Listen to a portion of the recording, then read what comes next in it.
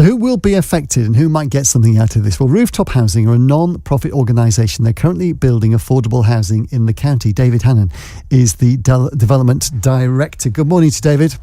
Good morning, Mark. When you define affordable housing, because it is confusing, isn't it, this morning? You have affordable housing and sometimes that includes social housing. Sometimes affordable housing is just a little bit less than the market value. Can you just take me through to the area you deal in relation to what Theresa May's been saying?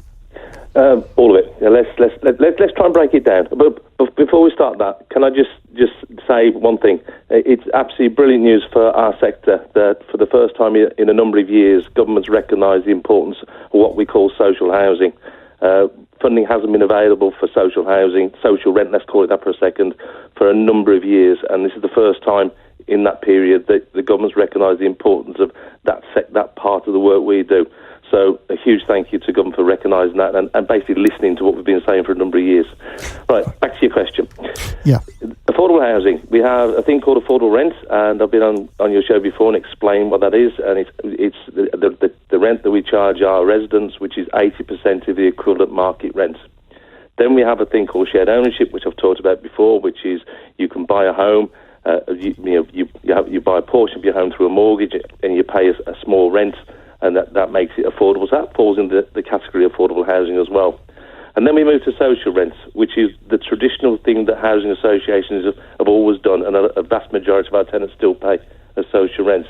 And if we put a number against that, the rent that people pay so people recognise what it is roughly 55 to 60% of what the normal private rent would be. And what makes it attractive? It helps those people at the low end of our incomes afford their own home and keep more money that they earn in their pockets to look after themselves and not have to rely on benefits. Now, you will have heard Paul's assessment looking through the maths, because the 2 billion sounds great and you have embraced that, understandably. Yeah. But when you drill it down to the figures, as we just have, do you feel, having heard that, it will make an impact or a significant impact in the county?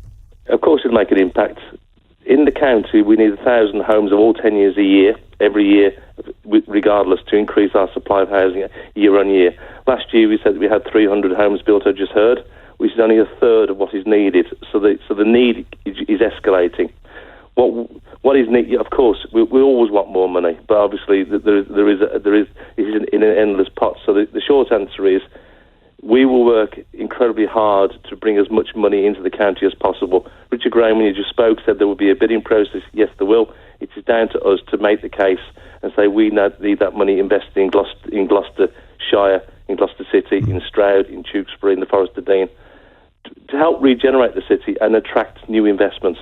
And you made an interesting point at the end, because currently you're working out in Winsterworth, Black Dog Way, St Aldate's. That's Norville's in Tredworth. But you mentioned other parts, because there'll be people listening in the North Cotswolds or the Forest of Dean or the Stroud Valleys at the moment saying, where do we fit into this mix when we're trying to bid and try and get something out of this? If you look at housing needs, Gloucester City has the highest need in numbers, in economic regeneration. But obviously we can't, and that's the high-level needs, but we can't ignore rural needs, we can't ignore the needs of Tewkesbury. So obviously this is a pot that needs to be rationed, but as a county we need to make the case that money investment is required in Gloucestershire.